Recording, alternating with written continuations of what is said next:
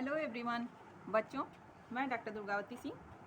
आज 14 अप्रैल यानी कि संविधान निर्माता डॉक्टर भीमराव अंबेडकर का जन्मदिवस है और इनको फाउंडर ऑफ इंडियन कॉन्स्टिट्यूशन भी कहते हैं। इनको बहुत कुछ कहते हैं। इनके उपनाम देने वाले में MSA राव ने इनको भारतीय संविधान का जनक और जननी दोनों कहा था। इसके अलावा संविधान शिल्पी भी इनको कहा जाता है। संविधान निर्मात्री सभा के अध्यक्ष, प्रारूप समिति के अध्यक्ष, ड्राफ्टिंग कमेटी के अध्यक्ष, इसके अलावा प्रथम कानून और न्याय मंत्री भी इनको देश आज़ाद होने के बाद जब पूरे देश का कॉन्स्टिट्यूशन बना तो इनको सबसे पहले ये पदवी दी गई थी। ये समाज सुधारक कहे जाते हैं। भारतीय बहुजन के मसीहा थे, भारतीय दलितों के मसीहा थे। इसके अलावा विधिवेत्ता थे, कानून मंत्री इसीलिए इनको बनाया गया क्योंकि इन्होंने विधि की भी पढ़ाई की थी, LLB LLD की शिक्षा प्राप्त की थी। दलित आंदोलन के प्रणेता, बौद्ध आंदोलन के प्रणेता और दलितों के मसीहा इनको कहा जाता है। संविधान का जनक और जननी दोनों MSA राव ने इनको कहा था। फाउंडर ऑफ इंडियन कॉन्स्टिट्यूशन कहा जाता है। डॉक्टर बाबा साहब अम्बेडकर, भीमराव रामजी अम्बेडकर, ये नाम जो इनका पड़ा था इसमें 3 चीज़ों में तीनों अलग अलग है। सब लोग कहते हैं ना कि किसी भी व्यक्ति को आगे बढ़ने के लिए 2 लोगों का सहारा जरूरी होता है। तो इसमें इनके जो भीमा इनकी माँ का नाम था, उनके नाम पे इनको भीम कहा गया। राव इनके गुरु का नाम था। अम्बेडकर राव इनके पिताजी का और अम्बेडकर इनके गुरुजी का नाम है। इनके गुरुजी एक ब्राह्मण थे जो उस समय इनको दलितों का बहुत ज़्यादा निरादर किया जाता था, तो वो जानबूझ के इनको अपने साथ लिए, अपना सपोर्ट किए, अपना नाम दिए ताकि इनको समाज में कहीं अस्पृश्यता का सामना न करना पड़े। और इसके अलावा इनका जन्म कब हुआ था? 14 अप्रैल 1891 में और महू में MP में। और इनकी मृत्यु हुई थी दिल्ली में हुई थी 6 दिसंबर 1956 में। देखिए 1956 में बहुत सारे एक्ट बने थे महिलाओं के लिए, या दत्तक ग्रहण वाला भरण पोषण भी बना था, तो उसी टाइम में इनकी मृत्यु हुई थी। इसलिए उसको रिलेट करके इससे आप चाहें तो याद रख सकते हैं। इनका समाधि स्थल चैत्य भूमि मुंबई में है। इन्होंने बहुत सारा राजनीतिक दल में भाग लिया, खुद बनाया भी था। शेड्यूल कास्ट फेडरेशन उसमें एक है, स्वतंत्र लेबर पार्टी है, भारतीय रिपब्लिकन पार्टी है, बहिष्कृत हितकारिणी सभा है, इसके अलावा समता सैनिक दल है। ये सारे इनकी पार्टीज थी। शैक्षिक संगठन जिसको इन्होंने बनाया था, डिप्रेस्ड क्लासेज एजुकेशन सोसाइटी। उसके अलावा द बॉम्बे शेड्यूल कास्ट, इनके अलावा इम्प्रोवेंट ट्रस्ट और पीपुल एजुकेशन सोसाइटी, ये सब इनकी शैक्षिक संस्थाएं थीं। और इसके अलावा इनको कौन कौन से पुरस्कार और सम्मान इंडिया में दिए गए? तो बोधिसत्व 1956 और भारत रत्न इनकी मरणोपरांत दिया गया 1990 में, और Colombian ahead of the year time 2004 में दिया गया। द ग्रेटेस्ट इंडियन 2012 में इनको ये सारे सम्मान और विभूतियाँ से विभूषित किया गया। और बौद्ध धर्म इन्होंने स्वीकार किया था। और इनकी जो जीवन संगिनी थी रमाबाई अम्बेडकर, उससे उनका विवाह 1906 में हुआ था और रमाबाई अम्बेडकर की डेथ होती है 1935 में। उसके बाद ये आगे के लाइफ में एक पढ़ी लिखी महिला जो थी डॉक्टर सविता अम्बेडकर, उनसे उन्होंने विवाह किया और उससे विवाह किया उन्होंने 1948 में, और उस महिला का निधन 2005 में हो गया। और इनके बच्चे का नाम था यशवंत अम्बेडकर। इन्होंने शैक्षिक संबद्धता कहाँ से शिक्षा प्राप्त की? तो मुंबई विश्वविद्यालय से BA किया, कोलंबिया विश्वविद्यालय से MA PhD LLD और लंदन स्कूल ऑफ इकोनॉमिक्स से इन्होंने BSc किया। अंग्रेज इन बैरिस्टर लॉ DSc किया। उनके शोध प्रबंध का नाम था the problem of Ruby, its origin and its solution.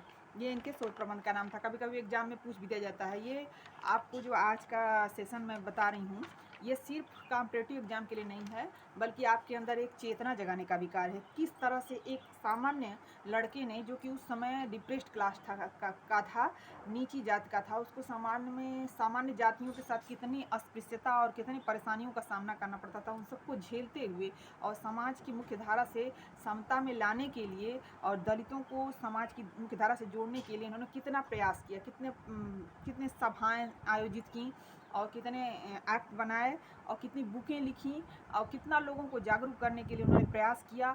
और वो महज इस नीची जात से इतने सामान्य स्तर से ऊपर उठ के कितनी मेहनत इस लड़के ने की, इन सबका इसमें जीता जागता एक उदाहरण डॉक्टर भीमराव अम्बेडकर हैं। आप हम सबके बीच में, जो आज स्वर्णाक्षरों में इनका नाम अंकित है हमारे भारतीय संविधान में।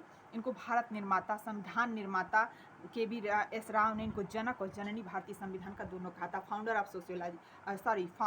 ऑफ इंडियन कॉन्स्टिट्यूशन भारतीय संविधान के निर्माता, मसीहा, दलितों के मसीहा, भारतीय संविधान के जनक और जननी दोनों इनको कहा जाता है। ये 14 भाई बहन थे, जिसमें 2 से 3 लोग सिर्फ जीवित रहे, बाकी सारे लोगों की डेथ हो चुकी थी। इस तरह से इंडियन थिंकर इनको कहा जाता है। ये परिवार में इनके कुल 14 भाई बहन थे, जिसमें 3 लोग जीवित रहे। 14 अप्रैल 1891 को जन्म हुआ, 6 दिसंबर 1956 को उनकी मृत्यु हो गई थी। इन्होंने एक स्टेटमेंट दिया था और कहा था कि जब तक जाति के दानों से नहीं लड़ा जाएगा, तब तक न तो इस देश में समाजवाद आएगा, न ही लोकतंत्र स्थापित होगा। देखिए, हमारे इंडियन कॉन्स्टिट्यूशन का जो पहला स्टार्टिंग वाला प्रस्तावना लिखा है, उसमें साफ साफ लिखा है कि हम भारत के लोग संपूर्ण प्रभुत्व संपन्न धर्मनिरपेक्ष लोकतंत्रात्मक गणराज्य के सभी लोग एक साथ, एक जैसे, समानता, स्वतंत्रता, बंधुत्व, इन सब भावनाओं के साथ इसमें रहेंगे और इसका पालन करेंगे। इसमें आपके मौलिक अधिकार, मौलिक कर्तव्य, नीति निर्देशक तत्व, सारी चीज़ें दी गई हैं। इन सबको इन्होंने इसमें वर्णित किया है और संग्रहित, अंगीकृत, आत्मार्पित, अधिनियमित किया है। तो इसके अलावा ये एमपी सेंट्रल प्रोबल में इनकी पत्नी रमाबाई का मैंने बता ही दिया कि कैसे पहली बार विवाह हुआ, फिर उसके बाद आजीवन के अंतिम समय में भी एक प्रेमिका के साथ रहे, उसके साथ विवाह किए। डॉक्टर सविता अम्बेडकर जो काफ़ी पढ़ी लिखी महिला थी, उसके विचार और व्यक्तित्व का भी इनके ऊपर बहुत प्रभाव पड़ा और उससे एक बेटा हुआ डॉक्टर यशवंत अम्बेडकर। और इसके अलावा इन्होंने बहुत सारी बुकें भी लिखी थी। काफ़ी ये प्रतिभा संपन्न व्यक्ति थे, किसी एक भाषा के नहीं, कुल 9 भाषाओं के जानकार थे और अपनी लाइफ में इन्होंने बहुत सारी बुकें लिखी और बहुत सारी भाषाओं की। ये नहीं किसी साइंस पढ़े थे, साइंस भी पढ़े थे, आर्ट भी पढ़े थे, एलएलबी भी किए थे, एलएलडी किए थे, बीएससी किए थे, डीलिट किए थे, कोई डिग्री मतलब मोस्टली अधिक से अधिक डिग्रियाँ इनके पास कुछ 34 डिग्रियाँ थीं कहा जाता है, जिसमें कुछ बुकों के नाम इसमें दिए हुए हैं जो काफ़ी पॉपुलर थी। Annihilation of caste, the Buddha and his Dhamma, who were the Shudras, the untouchability, caste in India, London School of Economics में ये पढ़े, वहाँ एमएससी मास्टर ऑफ साइंस और डीएससी और डॉक्टर ऑफ साइंस। 9 भाषाओं की इनकी मतलब पकड़ थी इनको, किसी एक भाषा, हिंदी, संस्कृत, कन्नड़, उर्दू, अंग्रेजी, ये सारी भाषाएं थी। यूनिवर्सिटी ऑफ बॉम्बे में अमेरिका में एमए किया, कोलंबिया यूनिवर्सिटी से पीएचडी और डीएससी किया, 32 डिग्री थी इनके पास। रामजी सकपाल इनके पिता का नाम था, उनके नाम पर इनको राम जी कहा गया।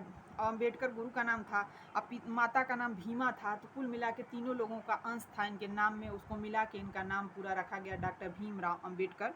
और इनके पिताजी सेना में सूबेदार थे। उस समय सूबेदार का पद आज के डेट में जो आईएएस परीक्षा का क्वालिफाई कर लेता है उसको मिलता है। तो पिताजी रिटायर हो गए 1994 में।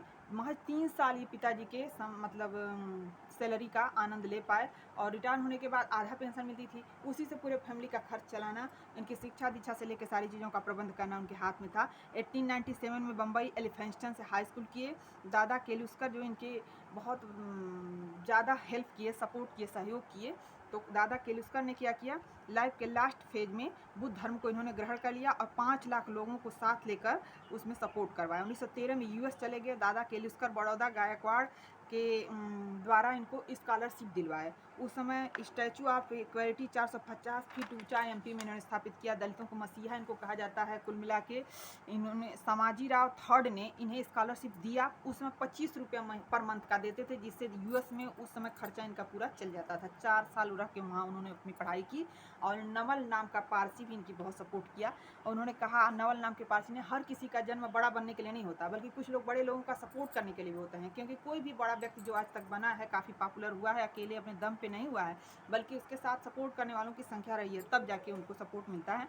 BN राव जो भारतीय संविधान के निर्माता थे, ड्राफ्टिंग कमेटी को तैयार किया था। उन्होंने डॉक्टर राजेंद्र प्रसाद ने बम्बई में हेड के ऊपर दबाव डालते थे और जमकर इन्होंने इस्तीफा दिया। अम्बेडकर जी को 15 अगस्त को इन्होंने एक और बुक लिखी थी, riddles of Hinduism, thoughts on Pakistan. तीनों गोलमेज सम्मेलन जो लंदन में संपन्न हुआ था, उन तीनों में गांधी जी ने तो सिर्फ दूसरे में भाग लिया था, लेकिन ये डॉक्टर भीमराव अम्बेडकर ने इन तीनों में भाग लिया और जाके अपनी समस्या रखी उनके सामने और कहा कि दलितों को भी जगह मिलनी चाहिए समाज में, उनके लिए अलग से संविधान, कानून, नियम लागू होना चाहिए, जिसका पुरजोर विरोध किया गांधी जी ने। और द्वितीय गोलमेज सम्मेलन 1932 में जाकर भाग लिया और उसमें उन्होंने क्या किया, पूना पैक्ट किया। पूना पैक्ट हुआ गांधी जी और अम्बेडकर के बीच, जिसमें समझौता हुआ कि गांधी जी ने कहा कि जिस तरह आप दलितों के मसीहा के रूप में काम करना चाहते हैं, हम भी चाहते हैं कि दलितों का उद्धार हो, लेकिन आपकी तरह से नहीं, अलग संविधान बना के नहीं, हमारे संविधान में ही उनको आरक्षण दिया जाएगा, उनको ऐसा सुविधा दी जाएगी कि वो सामान्य लोगों के साथ आके मुख्य धारा से जुड़ सकें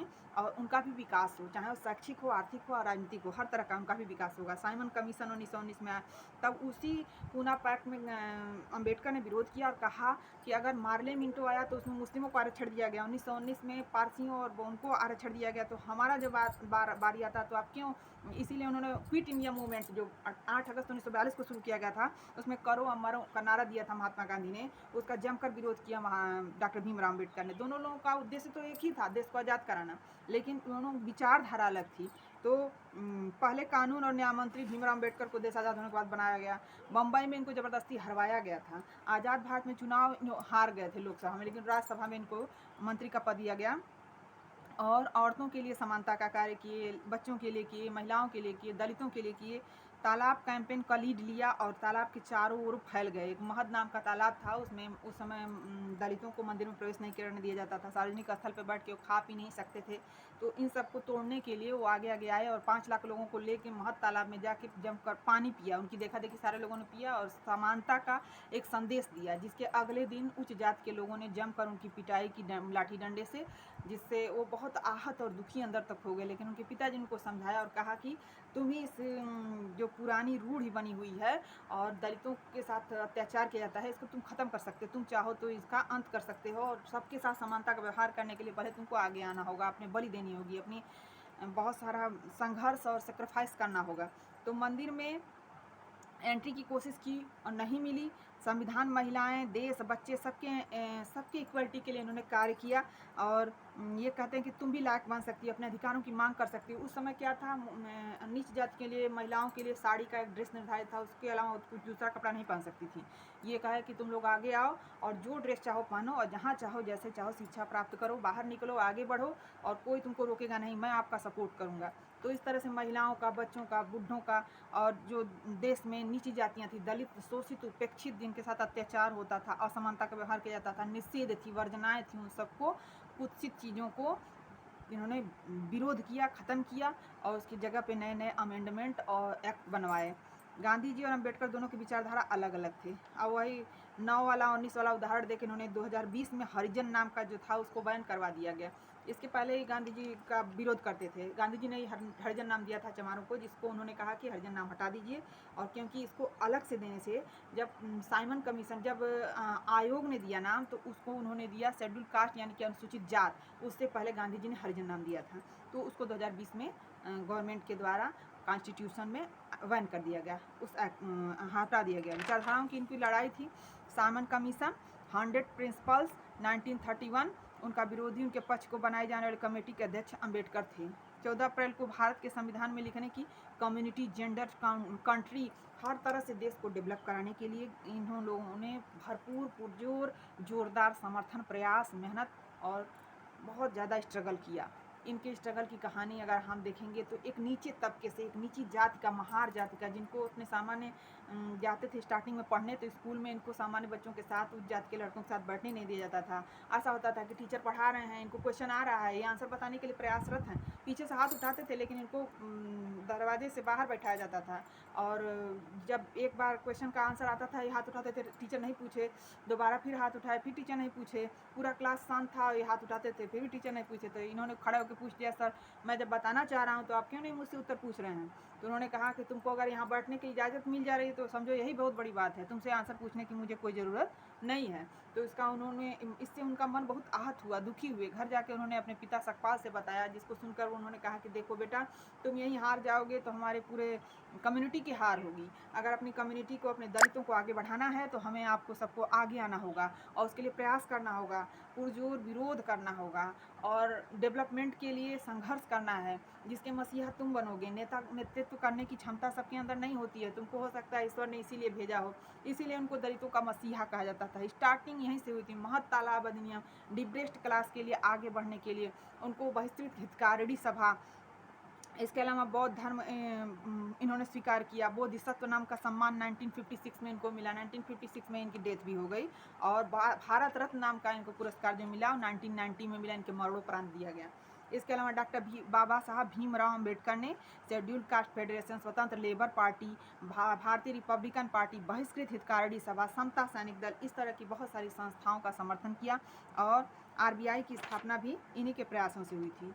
और गांधी जी के 20,000, गांधी जी और इनके लगभग मिलते जुलते विचार थे, लेकिन उनकी थोड़ा तरीका अलग था, इनका तरीका अलग था। गांधी जी ने कहा कि देखिए, हम भी चाहते हैं कि देश का विकास हो, देश आगे आए, और एक बार उन्होंने 20,000 दलित लोगों को लेकर के लंबी यात्रा की और उसके बाद उनके समर्थन में इन्होंने बहुत सारे कार्य किए।